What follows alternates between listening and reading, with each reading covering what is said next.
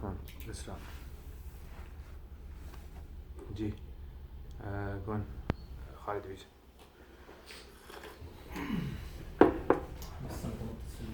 إلى الإمام نسائي مقام به آمين باب النهي عن المسح ذكر باليمين عند الحاجة.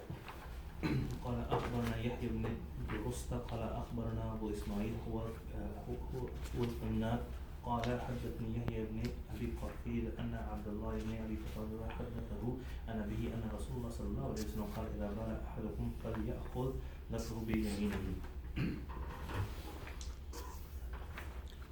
Okay, so بسم الله الرحمن الرحيم.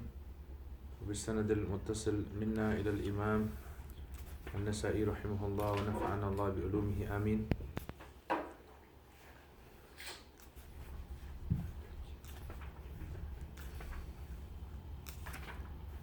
Okay, so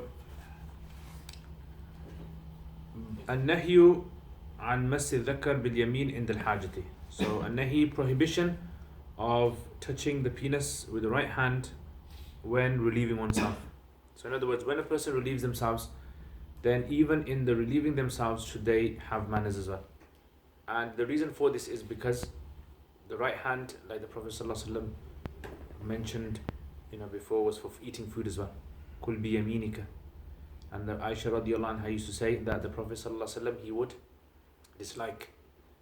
use his right hand for those things that were clean, and he would use his left hand for those things that were other than that. So this is why touching of the genitals whilst relieving oneself.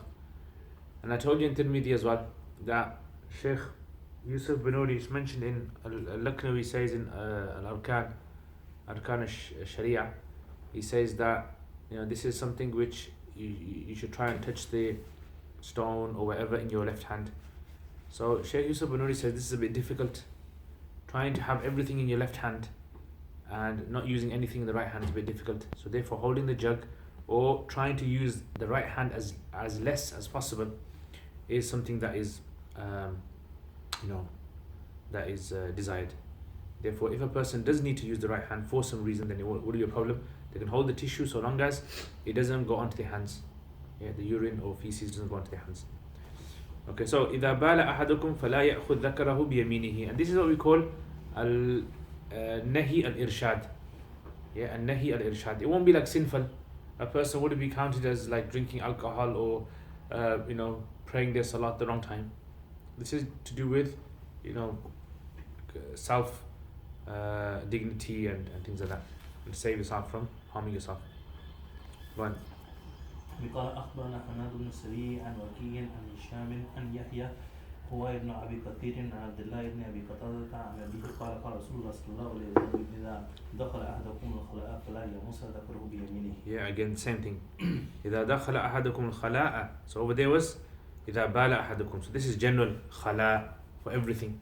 So that was for urine. This was for even when a person defecates. فلا يمس ذكره بيمينه. So that was يأخذ بيمينه, to hold, and this is يمس. Okay, so two faidas there Imam Nasai is brought. One is that a person should not hold the genital in his hand, and another is he should not use his hand to touch it. One. رخصة في البول في الصحراء قائما. قال أخبرنا معمر بن هشام قال حدثنا إسماعيل قال حدثنا شعبة عن سليمان عن أبي وائل عن حذيفة أن رسول الله صلى الله عليه وسلم أتى ثبات قوم فبال قائما. Okay, so الرخصة في البول في الصحراء قائما. So standing up and urinating. Here look, Imam Nasai straight away says what? الرخصة, meaning that there is dispensation for standing up and urinating if you're in Sahara. So he's taken from this hadith that, in other words, mafhum mukhalif, if you're indoors, then you shouldn't do it. You should sit down and urinate. But if you're outdoors, then what? Then you're allowed to stand up. And we mentioned this in Tirmidhi, and we said that it's considered to be makruh tanzihi to stand up. So it wouldn't necessarily be sinful for a person to stand up and urinate, because it's narrated from Umar, it's narrated from Ali, and others as well. So أن رسول الله صلى الله عليه وسلم أتى سبات القوم فبال قائما. So he's taken سبات القوم to mean in an open area. Ji.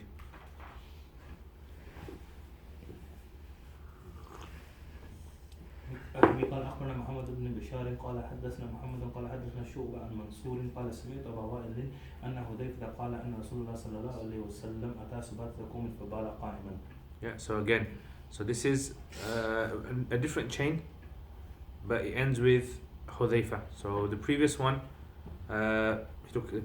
differed in Sulaiman. Yeah, Shu'ba and Sulaiman and Abi Wa'il. So this is Shu'ba and Mansur. قال سمعت وائل أبا وائل. جي go on. وقال أخبرنا سليمان بن عبد الله قال سمعت أبا وائل حدثنا بحز قال حدثنا شعبة عن سليمان ومنصور عن أبي وائل عن حذيفة أن النبي صلى الله عليه وسلم مشى إلى سبات قوم فبال قائما. قال سليمان في حديثه ومسح على خفيه ولم يذكر منصور المسح. Yeah, so in other words, again, same hadith is brought. The only thing that he wants to point out here is now he's mentioned Mansur in the chain. Yeah, what? Sulaiman wa Mansur, both of them. Yeah, Sulaiman wa Mansur, both. So the previous one, first one was Sulaiman only. Second one was Mansur. And this one now he's mentioned from both. And then he says that he stood up and urinated. Masa ala khufayhi, he did masa on his leather socks.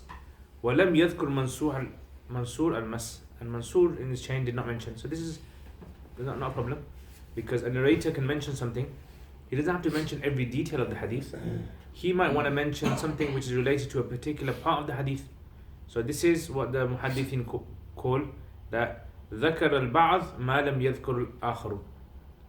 Some narrators mention something, they mention 10 words, and the other narrator might mention 6 words, 7 words. Yeah, missing out a few. Yeah, so here's Mansur is the one that doesn't mention the mas. And the masa of the Khufayn is going to come later on, so we'll talk about it. Okay, go.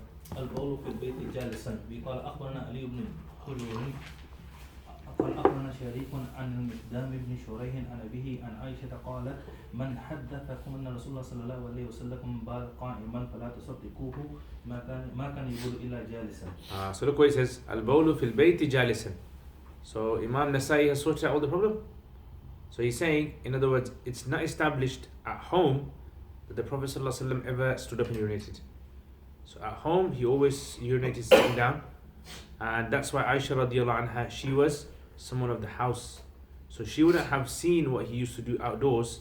She would have seen what he was normally doing indoors.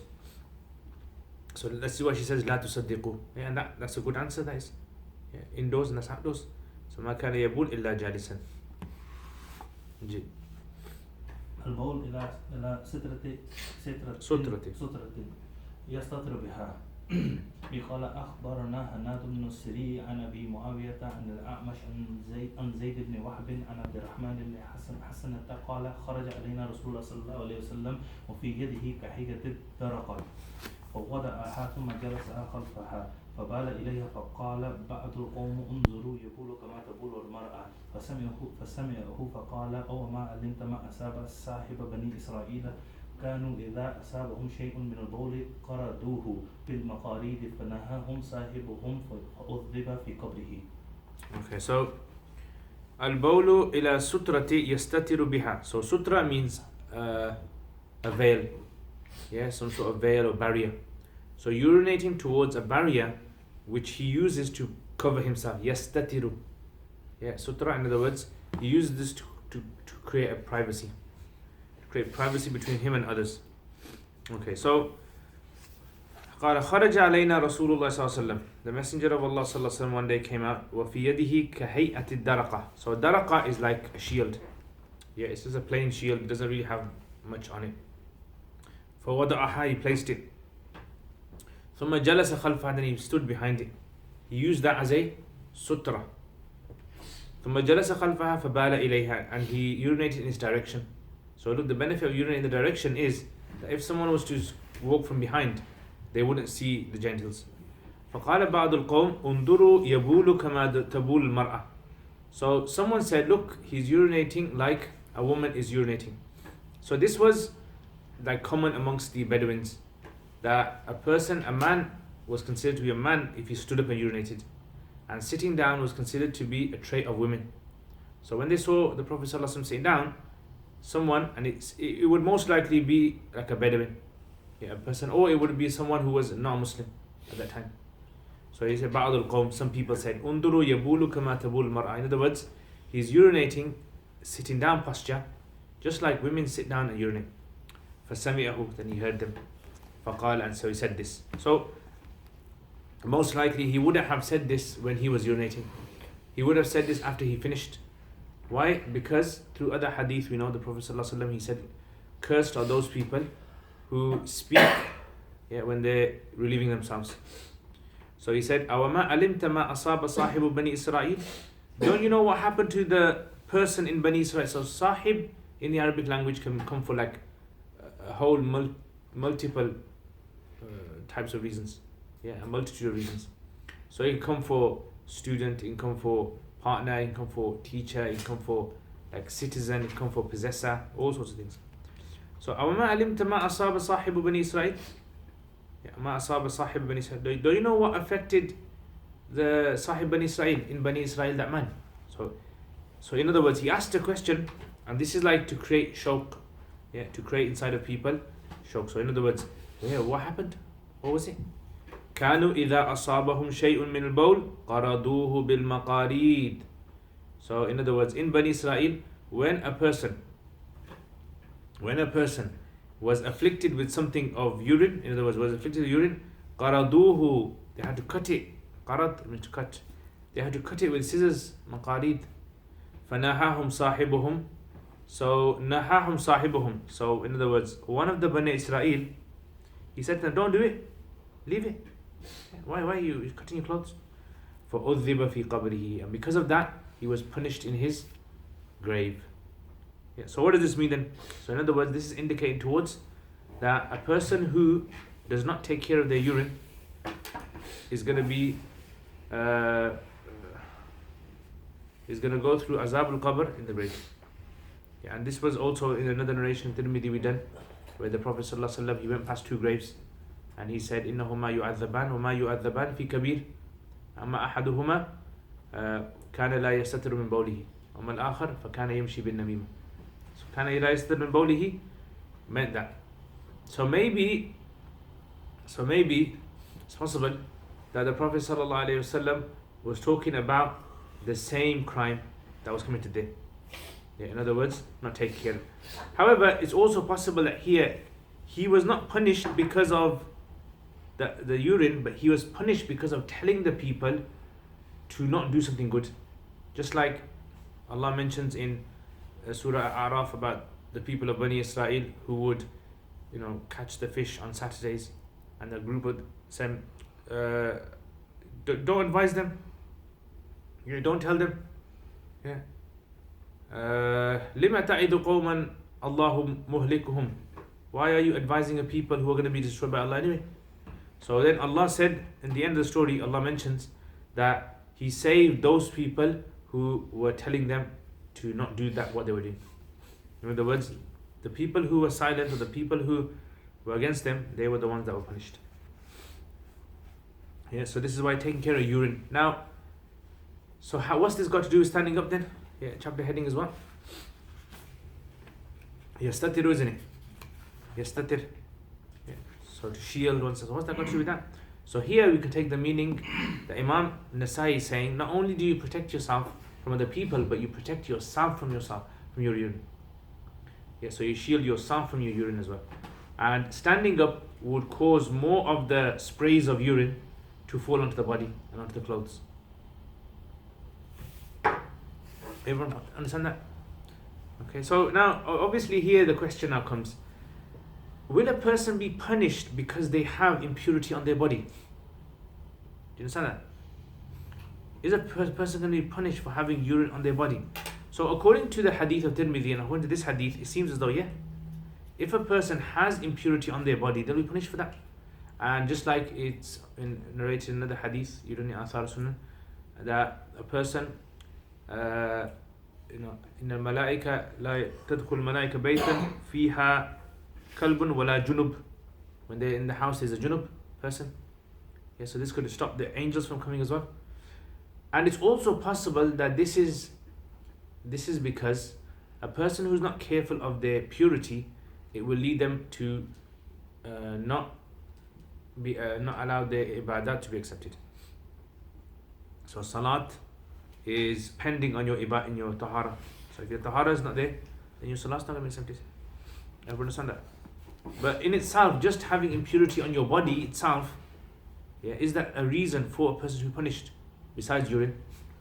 Is there any example? So it doesn't seem to be any example of having impurity on your body, because we know that you're allowed to have the miqdar, the amount of a dirham, and we also know that according to the scholars, that if a person has sprays of urine come back at them, then that's forgiven, that's pardoned. Does that make sense? Okay, so udhiba fi qabrihi, he'll be punished in his grave. So punishment in the grave is something that we talked about. Why is it that a person is going to be punished in their grave for urine? So we said that some of them have mentioned that just like in the on the day of judgment, the first thing that's going to be questioned about of the ibadat is going to be salat. So likewise, the grave is the forerunner for salat. So therefore, the thing that's important for salat is purity. So if you didn't have purity, then you're going to get azab in the qabr for not having that. You understand?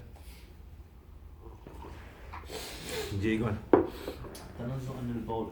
قال أخبرنا حماد بن سريع عن وكيع عن الأعمش قال سمعت مجاهدا يحدث عن طاووس عن ابن عباس قال مر رسول الله صلى الله عليه وسلم على قبرين فقال إنهما يؤذبان وما يؤذبان في كبير أما هذا فكان لا يستنزه من بوله وأما هذا فإنه كان يمشي بالنميمة ثم دعا بأسد رطب فشقه باثنين فغرس على هذا واحدا وعلى هذا واحدا قال لعله يخفف عنهما ما لم يلبسا خالفه منصور رواه عن مجاهد عن ابن عباس ولم يذكر طاووسا. Okay, so look at this. So one thing just to note in the previous hadith, we mentioned that in the previous hadith that they had to cut. Yeah, so this was the, in the Quran Allah mentions about the isr. Yeah, لا تحمل علينا إسرا كما حملته على الذين من قبلنا. So this was the burden. In other words, the ahkam, the rulings in Bani Israel and the previous nations were more severe than the ahkam that we are facing. Yeah, so for example, like over here it's mentioned that, you know, if urine or impurity went onto their clothing, they had to cut it, you can't wash it. Washing would not purify it. Likewise in Bani Israel, the ghanima, yeah, so the mal al-ghanima would be collected, it comes in Sahih Bukhari hadith, and it would be placed on top of a mountain, and then if a fireball came and took it away, Allah accepted it. Otherwise it wasn't accepted. Whereas this ummah was shown rahmah, mercy. So like the Prophet ﷺ said, جُعِلَتْ لِيَ الْأَرْضُ كُلُّهَا مَسْجِدًا. All the earth has been made a masjid for this ummah. Yeah, and also that the earth has been made a tahur as well, purification. If you don't have water, you can do tayammum. Yeah, and likewise the cleaning method as well. So this is why this ummah has been shown a lot of mercy, and Allah Ta'ala has given us these things. So تنزه عن البول. So تنزه يتنزه نزه, it means to abstain from something.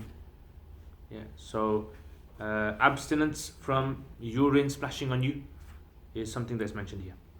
So قال, so look at this sanad. عن الأعمش قال سمعت مجاهدا يحدث عن طاووس. Yeah, so in other words, Mujahid's teacher was Tawus, and Tawus is narrated from Ibn Abbas. So remember that. قال مر رسول الله صلى الله عليه وسلم على قبرين, passed by two graves. فقال إنهما لا يعذبان وما يعذبان في كبير. In these two are being shown punishment. And they were in their graves. وما يعذبان في كبير. Now remember we said about in Tirmidhi. What's this ma for? Yeah, it could be mawsul, it could be nafi. If it's nafi, then it means this. Ma yu'adhib. They're not being punished about a big thing. How is that then? In other words, you have to interpret it as, in other words, they are not being punished about something big they assumed. They thought it was small. Yeah? Ma yu'adhabani fi kabir. It's not really a big thing. It's a small thing if you think about it. But look at that. They considered this to be small, so they got the punishment for it. Oh, wa ma yu'adhabani fi kabir. Yeah, in other words, ma mawsula. That which they're being punished regarding fi kabirin is a big thing in reality. And we mentioned the Bukhari narration supports that. أما هذا, as for this man, فكان لا يستنزه من بوله. This is a person who wouldn't take care of his urine. Yeah, so this is the whole point of bringing the hadith. So how did not take care of his urine?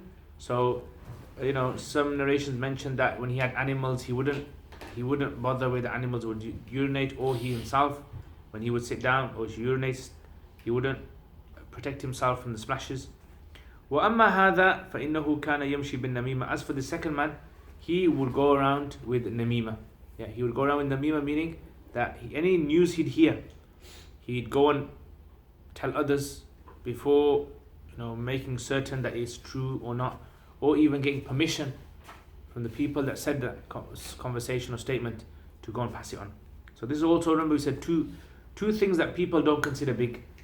Yeah, passing on news, forwarding messages, eavesdropping on a conversation, then going and telling other people about what they heard or half heard. That's also considered to be big. Why is that? Because these two things are things which lead to something bad.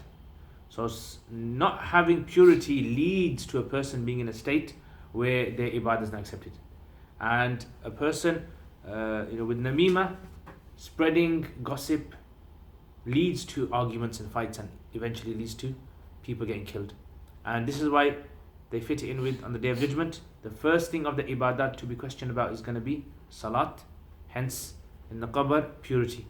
And the first thing from the the penalties is going to be the hukukul ibad, is going to be murder.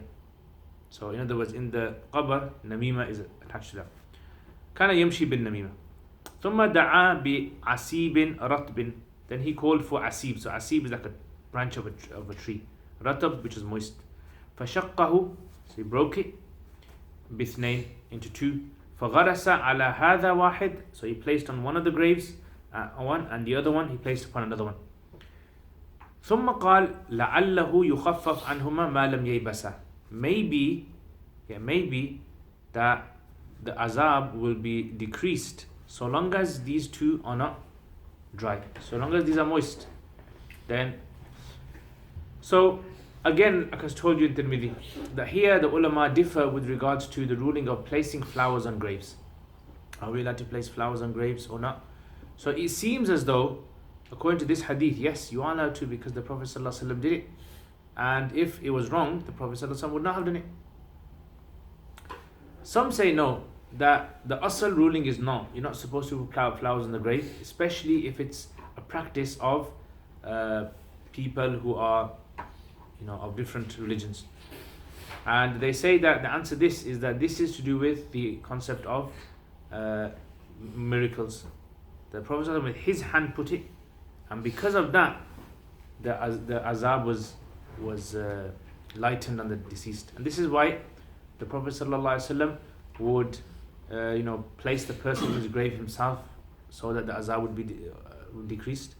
And Abdullah ibn Ubay ibn Salul, his son, came to the Prophet ﷺ and said, can you give me your shirt so I can put it on my father in his grave, so maybe it will lighten the punishment. So this is also something which is mentioned there as well. So this is why some of the scholars have taken that position here. So asib is a twig or... So asab is like a strong branch. So, yeah, so date palms, inside the date palm you got that inside the kind of stalk thing, and then you got little leaves coming off it. That would be called the asib. So from that, would we be able even though you take the view of the flowers, could you extend that to the ruling of the flowers, or would you limit it to the asib? I mean, again, see, the Prophet ﷺ using that would be general. You could take it generally. Yeah. And this is possibly indication towards the ayah that in min shay'in illa yusabbihu bi hamdihi. Yeah, there's nothing there. So this is why there's an ikhtilaf regarding this, why this for, why so long as it's moist, is it doing the zikr of Allah? Because that clashes with what the Quran saying, that everything does the zikr of Allah, everything does the tasbih of Allah. Yeah, so this is why Shaykh Anwar Shah Kashmiri talks about the concept of life. What is life? Like, the world have life, we have life, but how do we define what is exactly life? Because these are doing the tasbih of Allah as well. So there's an ikhtilaf between that. Everyone understand? Okay, now over here, one thing to ask here as a question is that the Prophet ﷺ, when he went past these two graves, were these two graves of people who were Muslims, or were they people of Jahiliyyah? Yeah. So some say these were two people of Jahiliyyah, old graves, because some narrations it comes that the graves were very old. And some say no. Why would that the ruling of azab apply to them? Because if they were from before the message of Islam reached them, then they were the people of Fatra, and a true message had not reached them.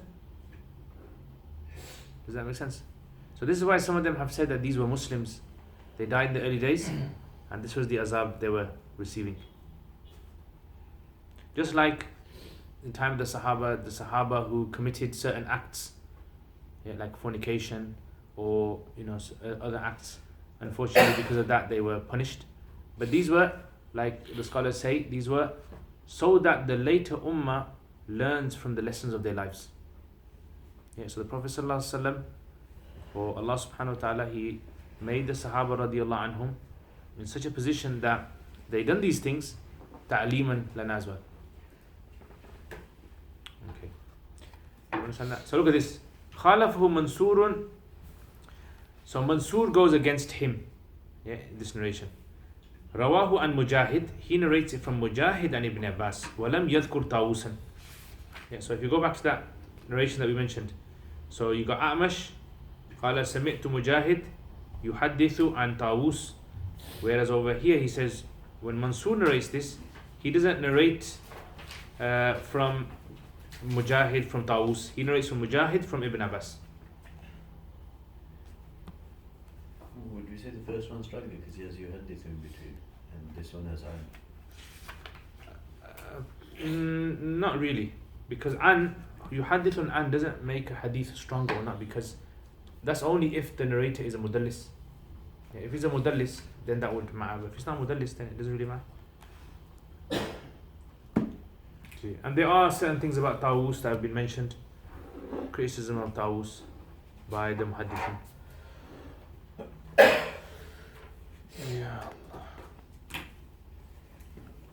Okay. G, next.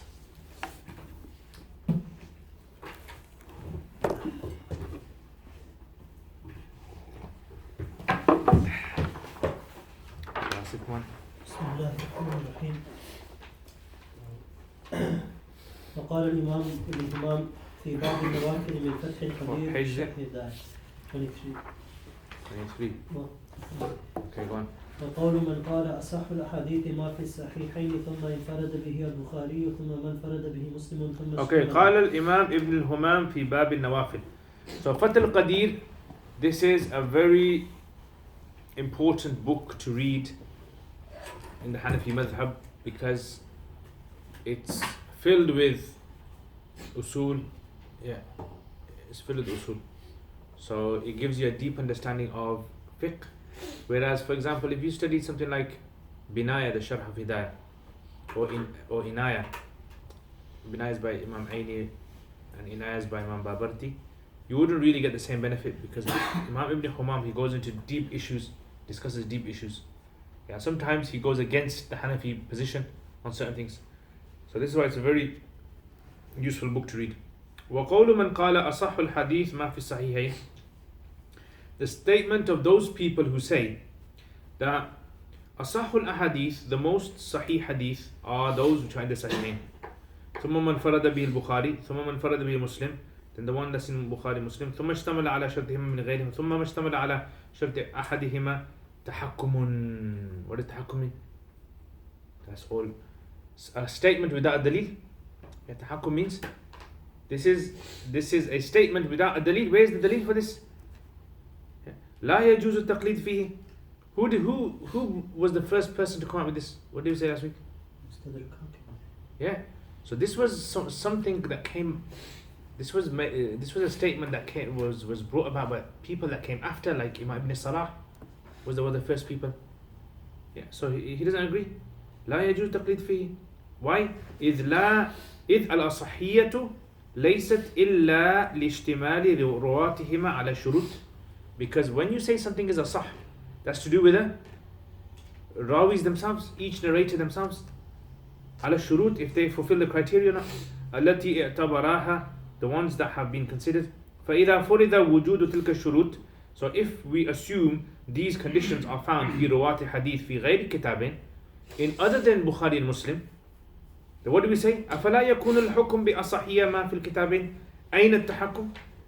In that case, aren't we like making up a statement then? We should change this. ثم حكمهما أو أحدهما بأن الراوي المعين مجتمع عن تلك الشروط ليس مما يقطع فيه بمطابقة الواقع. In other words, then the statement that what the conditions of Bukhari or the conditions of Muslim that are found inside of these, even that is not correct. ليس مما يقطع فيه. يقطع فيه means you can't be absolutely sure for that as well. بمطابقة الواقع, that this coincides with the reality. فيجوز كون الواقع خلافه. It's possible that there could be like a hadith in Bukhari, but there's another book out there which is more stronger than this particular hadith in Bukhari. وقد أخرج مسلم عن كثير في كتابه. Imam Muslim has narrated from many people in his book ممن لم يسلم من غوائل الجرح, who have not been saved from criticism, extreme criticism. وكذا في البخاري, like in Bukhari, جماعة تكلم فيه. فدار الأمر في الرواة على اجتهاد العلماء. So that's why he's saying the whole summary of this goes down to ijtihad of ulama. You can't like all of a sudden create this, this kind of pyramid. Yeah, that first Bukhari and Muslim, then only Bukhari, then only Muslim, and then the Shart al-Hima, then Shart al-Bukhari, Shart al-Muslim, and then any other book. That's like saying absolutely all the hadith of Bukhari are better than the hadith of Muslim. And absolutely, you can't say that. You can say this, yes, the narrators inside of each book are different. You can't say about that. Make sense? Yeah, so كذا في الشروط حتى على اجتهاد العلماء فيه. وكذا في الشروط, and likewise in the shurut themselves. Yeah, these shurut, that who decides a hadith is sahih? Mujtahideen. Yeah, it's they haven't found a hadith to say, right, if this condition is found, then the hadith is sahih. No, it's what the scholars believe. The stronger they believe in their heart that this hadith is sahih. من اعتبر شرطا وألغاه آخر. Yeah, one mujtahid might say, right, guys, this is a shart in sahih. Another mujtahid said, no, it's not a shart. It's possible. يكون ما رواه الآخر مما ليس فيه ذلك شرط عنده مكافئا لمعارضة مشتمل على ذلك شرط. So in other words, let's say there's this hadith. This guy, this mujtahid, he says this hadith is sahih because it has this shart. Another guy, he says, no, I don't consider that shart to be necessary for sahih hadith. So therefore, he has a hadith that doesn't have this shart, but he considers it at the same level with this hadith. Does that make sense? Yeah, so the hadith number A has these conditions in there because he considers it to be sahih. Hadith B doesn't have these conditions, but he has some other conditions which he considers sahih. Does that make sense? So this kind of universal table that they've drawn out of what hadith is sahih, who's agreed to that? Where is this agreement? Okay. وَكَذَا فِي مَنْ ضَعَفَ رَاوِيًا. Likewise, a person who considers one rawi to be da'if, وَوَثَّقَهُ الْآخَرِ, and someone else has said, no, this particular narrator is strong. نعم. تسكن نفس غير المجتهد. Yes. Someone who is not a mujtahid, their heart is at peace when you tell them that this hadith is in Bukhari and Muslim. If you tell like a layman, you say, brother, this hadith is in Bukhari, what happens?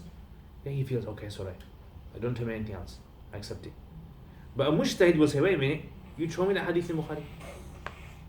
ومن لم يخبر أمر الراوي بنفسه, and whoever has not been told or has not said the condition of the narrator بنفسه إلا ما اجتمع عليه الأكثر, that which most of the scholars are agreed upon. أما المجتهد, as for a mujtahid, في اعتبار الشرط وعدمه والذي خبر الراوي فلا يرجع إلى رأي نفسه إلا إلى رأي نفسه. As for the mujtahid, he has reached such a high status in ilm that he has the ability now to say, you know what, this hadith is fine according to me. Does that make sense? So you see, look, when people argue over this concept of how can this madhab accept this hadith, How can this particular scholar accept this hadith when the hadith has got this narrating there? That's assuming that everyone is universal in the grading of the narrators, which isn't the case. So there might be one madhab, even inside of one madhab, particular scholar who says, you know what, this narrator is daif. And the other scholars say, no, he's strong. So what happens? Yeah, so you get this ikhtilaf between the two. Whereas one person, like it happens very common between Imam Bukhari and Ahmad. Yeah, so Imam Bukhari might say, this particular narrator, he's sahih. Imam Ahmad says, no, this particular narrator is daif. Makes sense? So this is what he's basically saying. And he's making sense. And see, this is very important to understand, because sometimes what happens, like Imam Ibn Abidin mentions, someone in history comes out with a statement, and this statement becomes so popular, it's so widely accepted, that people begin to assume that is the asal masala. That's the asal. And it just is transmitted from book to book to book to book, and then the scholars, without even thinking, they're passing it down. So when you stop and you say, wait a minute, let's just check this. Because then you find out that what happens is, in reality, this was his own opinion, and people, without even thinking where he got it from, they've just taken it. And in the beginning, in Uqud Ras al-Mufti, he mentions a few examples of this, of a particular masala that was taken by Hanafi scholars, just because one particular individual said it, and then it was carried on and on and on, as though it's the Hanafi position. Make sense? And this is why he said, when he wrote Radd al-Muhtar, he said, I wrote Radd al-Muhtar, and I wouldn't accept anyone's statement unless I saw it in a book. So if someone quotes someone, he goes, I wouldn't be happy until I read where they got it from. Because that, otherwise, you're just blindly passing on what someone's saying, and that guy could made a mistake. He's human. Does that make sense? And this is something which is not just in books of fiqh, but you get this in books of like commentaries of hadith, in books of rijal as well. You get this in tafsir books. So if you're not careful, if you just say, right, I'm just going to follow what this guy says, you can make big mistakes. So this is something very important to remember. So this is why these people like this, Ibn Humam and other like researchers, that's the benefit of reading their books, that they point out for you the mistakes that were made by other scholars, so that you be aware. Not to say that everything he says is accepted. Yeah, some of the things that he says could be rejected by scholars. Big one, because he says things like, saying Bismillah is wajib, the beginning of wudu. So, that's not according to the rest of the Hanafis. That's just according to him. Do you go? ولا شك أن البخاري ومسلم أو أحدهما لم يدعي قط الصحية. Now look at this, and this is, see, let me tell you something. Research, when you're doing research, always remember this. Always be truthful in your research. Yeah, always be truthful in your research. Yes, have respect for your scholars, have respect for your teachers, have respect for experts, definitely, don't disrespect them. But always be true in your research means that when you research, always try to find what the answer is. If you don't feel comfortable, look, I'm not comfortable with this answer, then that means you haven't reached the depth of your research. So this is why, if you look at these scholars were true, that they seem very sincere in their research. If they found something, Imam, for example, like attributed to Imam Abu Hanifa, and they said, look, we don't accept this, how could he have said this? The reason they're saying is not because of any sort of other agenda. They're saying it because of their research. So if you read Sheikh Abdul Hayy Laknawi's books, sometimes he goes against what Imam Hidayah says, against what Imam Ibn Abidin says. It's possible. So you have to be sincere in your research. Be sincere. People will criticize you for what you're saying. Have respect for what they're saying as well. But be sincere in your research, because, like, look, what he's saying is this: Imam Bukhari and Muslim, none of them, أو أحدهما لم يدعيا قط, they never ever claimed al-asahiyah. So why is it that scholars that came later on were very adamant, no, these books have to be the most asah books? Why? في أحاديث كتابيهما وإنما دعواهما الصحة فقط. All they said was, what's in our books is sahih, that's it. Make sense? Okay, go on. والفرق بين الصحة والأصحية ظاهر بين. Yeah, so the difference is clear to everyone. There's nothing hidden. Go on. يلتزم أيضا بإخراج جميع ما يحكم بصحته من الأحاديث فإنهما قد Yeah, so صححا. likewise, لم يلتزما, they did not stick to narrating in their book جميع ما يحكم بصحته من الحديث, all the hadith in the world which were, labeled as being sahih. They even said that we're not going to mention all the hadith in the world, we're going to mention fraction. فإنهما قد صححا أحاديث ليست في كتابهما, because even these two scholars have claimed certain hadith which are not in their books as to be sahih. كما ينقل الترمذي وغيره عن بخاري. Yeah, so if you remember Tirmidhi, when you say قال محمد, قال محمد, سألت محمد, I asked him, Imam Bukhari, about this hadith, and he said this hadith is asah, this is sahih, and even though it's not in his own book. There you go. الحديث ليست عنده بل في السنن وغيرها. وقد ذكرنا من قبل قول البخاري لم أخرج في هذا الكتاب إلا صحيحا وما تركت من الصحيح أكثر. وقول مسلم ليس كل شيء عندي صحيح وضعته ها هنا. Yes, look what he's saying. Their statements are clear. Go on.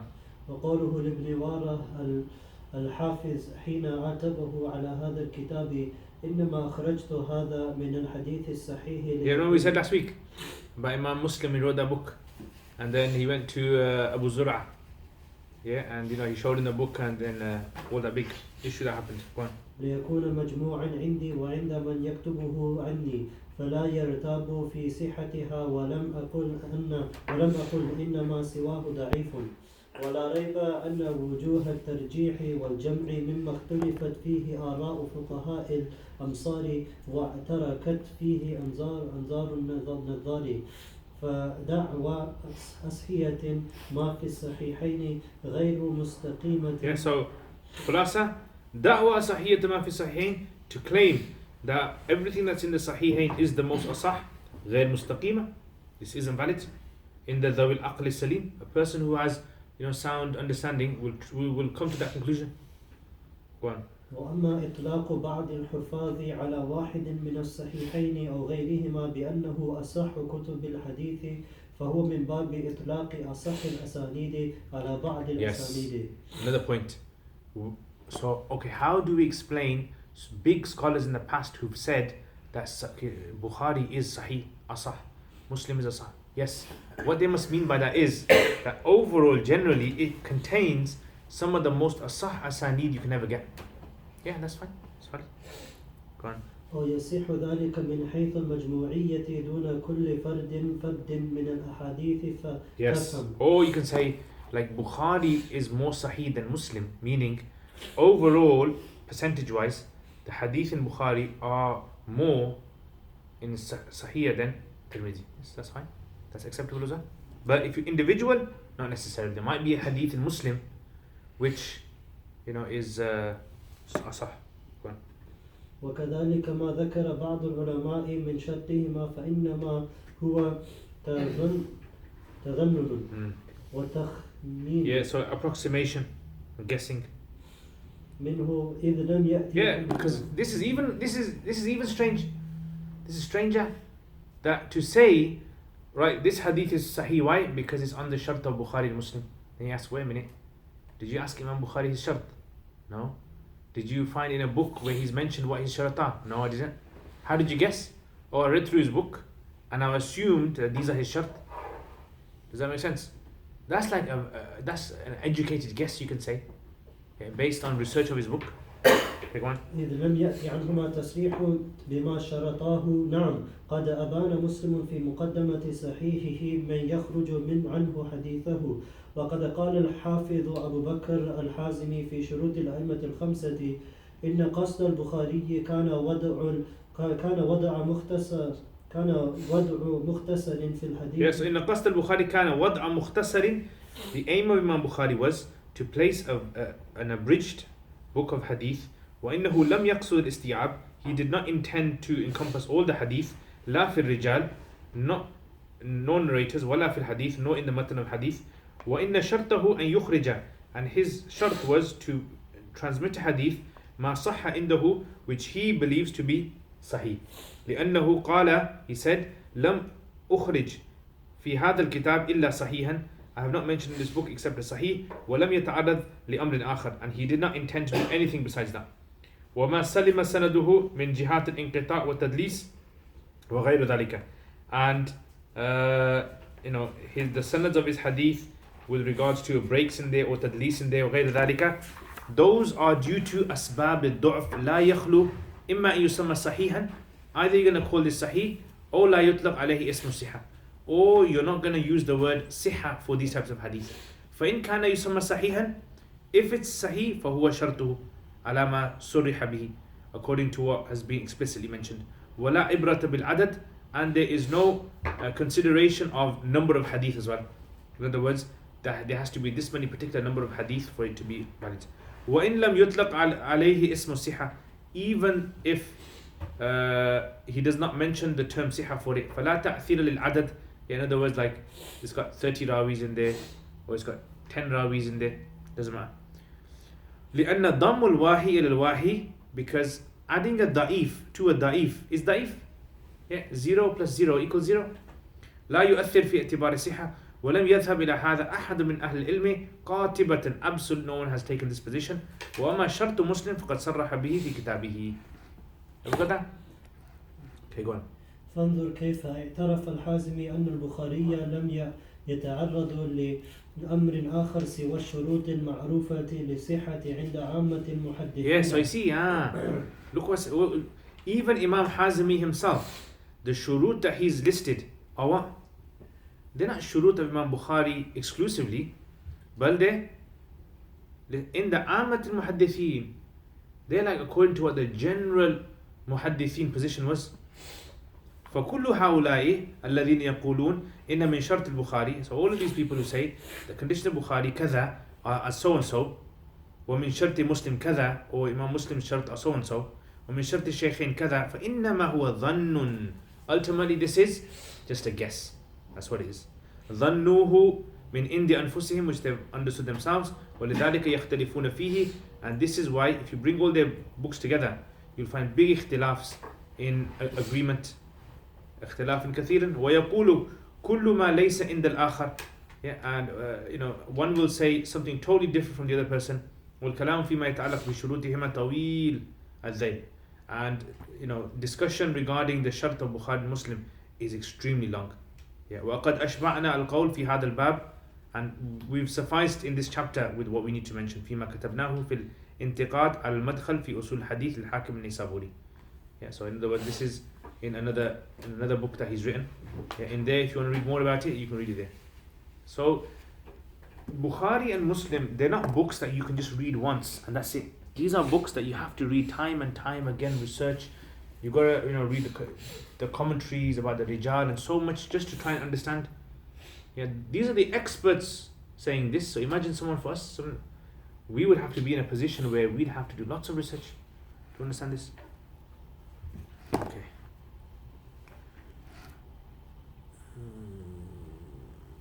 Okay, we'll stop there.